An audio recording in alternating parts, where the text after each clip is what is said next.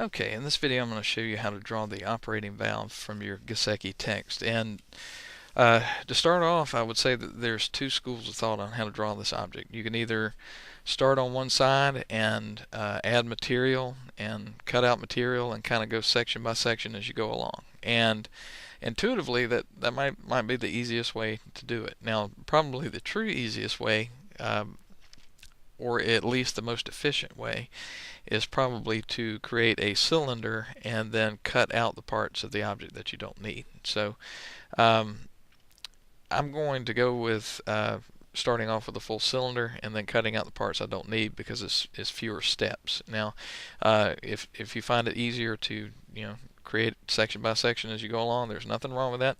Go ahead and do that. But I'm going to basically use the subtraction method. Okay, so let's go ahead and get started. I'm going to start a new part drawing, standard inch.ipt, create my first sketch on the right plane.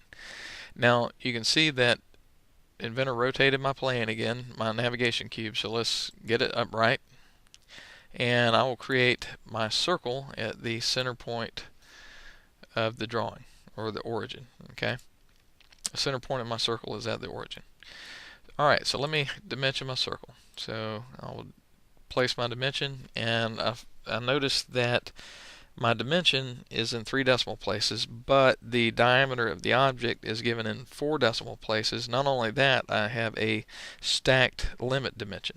Okay, so if you look around the rest of the dimensions in the object, you'll see that the highest precision is the diameter that we're working on now, is 4 decimal places. So let's go ahead and globally change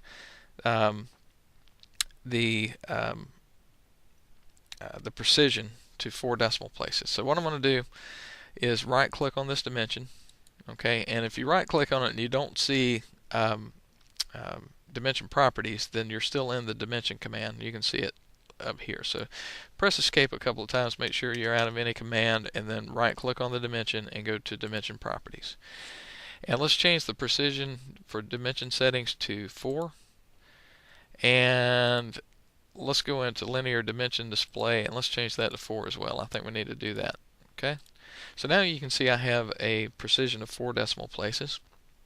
So let's go and I'll double click on the dimension and edit that, and let's just type in the upper dimension, 1.4590. Okay, and let's edit it again. So I'll double click on it and use the arrow and go to tolerance, and this is a limits stacked dimension. So this lower limit is 1.485, the upper is fine. Okay, and then the green checkbox, and now I have my limits. Alright, so let's create the full length. We want to finish sketch, and then let's extrude this object by 4.88. Okay, now you can do yourself a favor here, and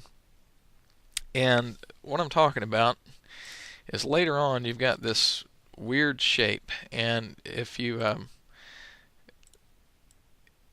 noticed, you've got this kind of a triangular portion underneath. Okay, and it's kind of an odd shape, and it's right in the middle of the object. So what you can do is you can asymmetrically extrude this circle. And when I say asymmetrically, okay, that means I will extrude it a different distance in each direction. Okay, and this is the option for that. Okay, the asymmetric extrusion. Now you're probably going, well, why would I bother with that? Well, the portion that's in the middle of the object, if you later on, if you're doing the subtraction method, then you have to come back in and you have to find a plane to sketch on. However, if you make either this face or this face one of the default planes, then you won't have to create a work plane there. Okay, this will make a little more sense as we go along, but let me go back and just trust me for now. I will do an asymmetric extrusion, and going toward the right, we need to have an extrusion of 1.25 plus 1.44. Look at your text, and so that is 2. 2 points. Oh, I'm doing that in the wrong place. Let's see. 2.69. I think I need to get back in the command again. I messed something up. Okay, so asymmetric extrusion. So to the right, we want it to go 2.69, and which is 1.25 plus 1.44. And to the left, we want it to go the rest of the distance, basically. Okay. Well, the total distance is 4.88. So let me bring in a calculator. 4.88 minus 2.69 equals 2.19. Okay. So basically now you can't tell any difference, but the default YZ plane, the way we extruded it, is right there. Okay, and we will use that plane in a little while to create that triangular cutout in the middle, and we'll be glad it's there. Okay, so this is part of the planning ahead that I talked about early on. Okay, so let's create our hole in the end here. So I'm going to actually use the hole tool. So I want to under placement, I want to select concentric. Okay, and I want to pick that face. All right. And what I can do at this point is click the edge of the circle, and what this does, concentric circles share a common center point. So after I click this edge, the center of my hole will be at the same point as the center of this circle. So I'm going to click there, and you can see the hole move just a little bit. Now this hole has a specific depth. Okay, so we want the termination to be a distance. It doesn't need to go through all or two. It needs to be a specific distance. Okay. The depth needs to be 0.94 according to the note, and the diameter needs to be 0.69. Okay. Make sure that the drill point is shaped as shown in the book with a conical tip, and then you can select OK. All right. So what we can do now is create the 0.310 to 0.312 linear diameter hole that goes through the object right here. And what we're going to use for a sketch plane is one of the default sketch planes. In this case, it's going to be the XY plane. So I'm going to select Create 2D Sketch, and then click on the XY plane. Okay. Now, a handy tool, our grid that we sketch on is running right through the object. Well, if we start drawing, you'll notice that if I draw in here, the circle disappears. Okay, so let me undo to erase that.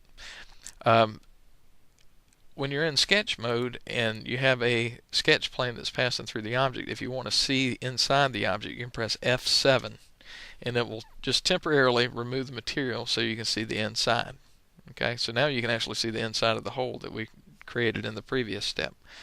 So what I want to do is I want to use project geometry, and the reason I want to use project geometry is because if I project the geometry of this edge, I know that that line has a midpoint.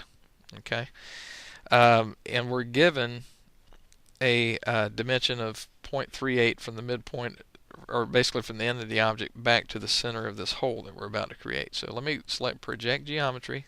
I'm going to click on that line, and I'll rotate it. And you can see that this edge that I just projected is projected as a line on my current sketch plane. And this is a good construction tool. From here, I will go from the midpoint of that line that I just projected and then draw a line to the left. Okay. Now I'll use the dimension tool, and I will place the dimension there, and I will make that dimension 0.38. And what I've done, I've just located the center of that hole.